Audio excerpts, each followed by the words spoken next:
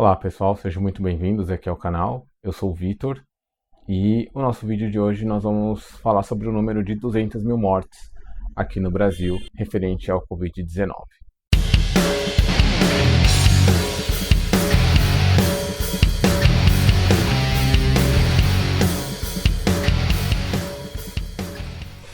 A reflexão que eu tenho para propor a vocês é como é que a gente chegou nesse número tão absurdo e que grande parte dessas mortes poderiam ter sido evitadas. Se a gente tivesse um apoio do Estado, né, um apoio governamental que suportasse a nossa população para não expor a população a esse tipo de coisa. Então a gente chega a 200 mil mortos, isso é uma coisa proposital. A gente tem um presidente que odeia o próprio povo. A reflexão de hoje é como é que a gente chegou nesse ponto? Por que tudo ficou tão banal? Por que uma coisa tão violenta como essa não assusta as pessoas aqui no Brasil?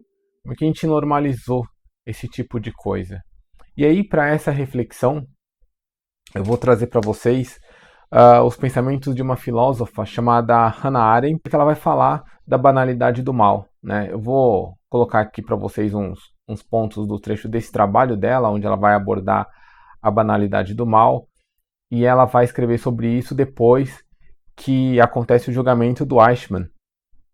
Eichmann era um funcionário do regime de Hitler, ele atuou como responsável pela logística das pessoas que eram encaminhadas lá para as câmaras de gás para serem mortas. E em 1961, ele vai ter o seu julgamento, foi pego depois, e aí ele vai ser julgado lá em Israel em 1961.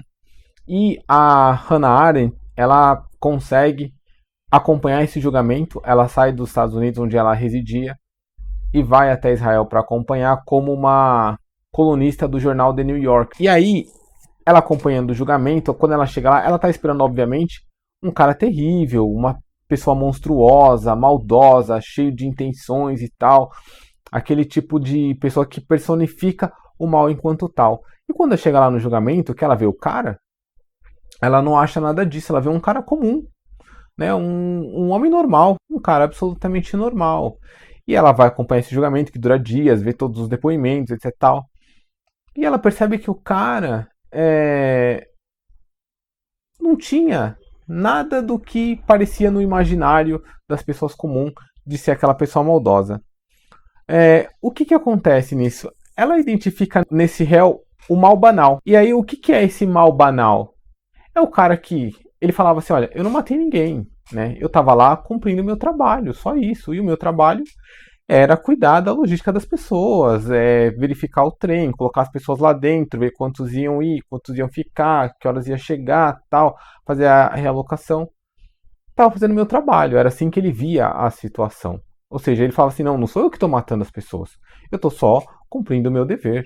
Ela vê o seguinte, que o mal banal, que na época que a Hannah Arendt coloca essa definição, muita gente fez uma interpretação incorreta, né, porque ela não estava falando que era um mal que não tinha grandes consequências, um mal sem grandes efeitos. Não, o mal banal é o seguinte, é aquele mal que tem consequências terríveis, é horrível, mas é cometido como se fosse algo corriqueiro, algo da vida cotidiana.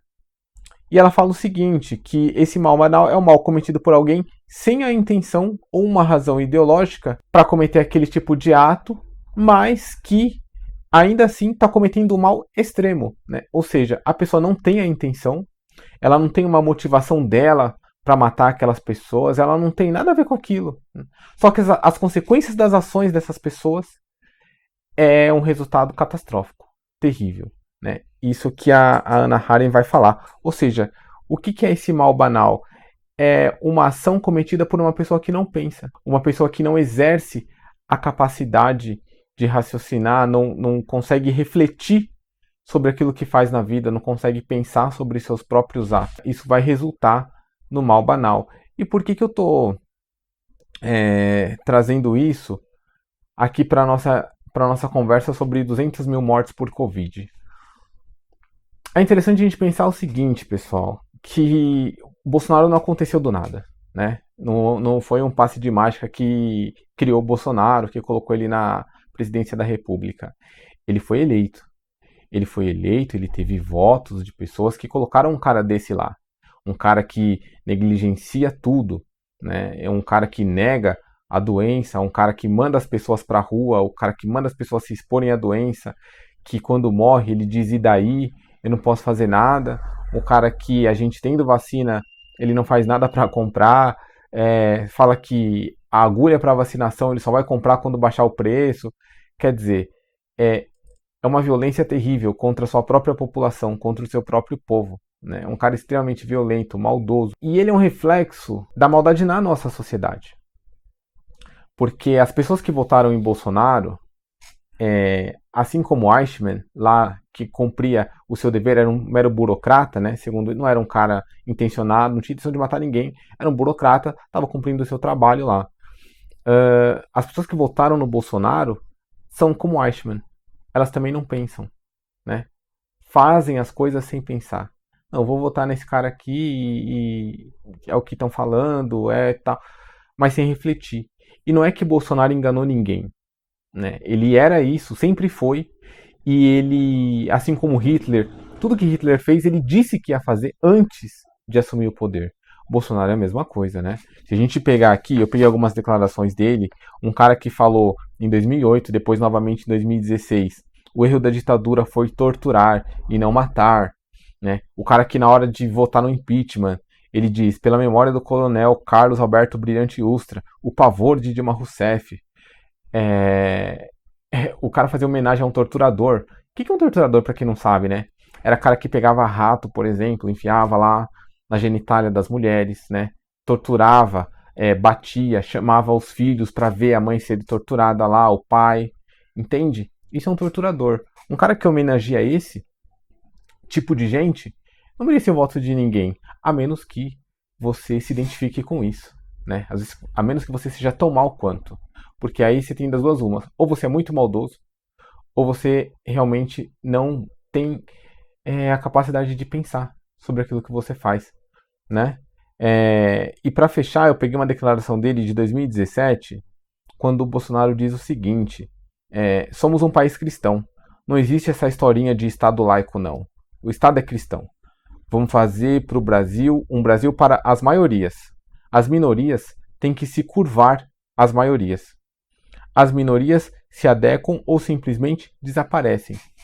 Com 200 mil mortos, as minorias realmente já começaram a desaparecer. O que é minoria, para quem não sabe, tá? Minoria é aquilo que a gente identifica como um cidadão que vale menos.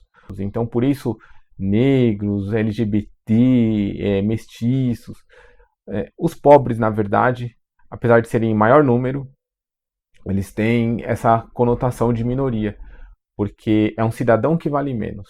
E o que Bolsonaro está falando aqui? As minorias têm que desaparecer, as minorias têm que se curvar às maiorias. E é isso que ele tem feito aqui durante esse desgoverno, desde que ele assumiu. Então esse é um ponto para reflexão. Assim como Eichmann tem culpa por todos os judeus que ele conduziu à morte, todos aqueles que confirmaram 17 na última eleição têm sim culpa por esses 200 mil mortos no Brasil no dia de hoje. Tá bom, pessoal? Isso é o que eu penso. Espero que vocês tenham gostado do vídeo. A gente se vê ao longo de 2021 com mais intervenções por aí. Um grande abraço para vocês.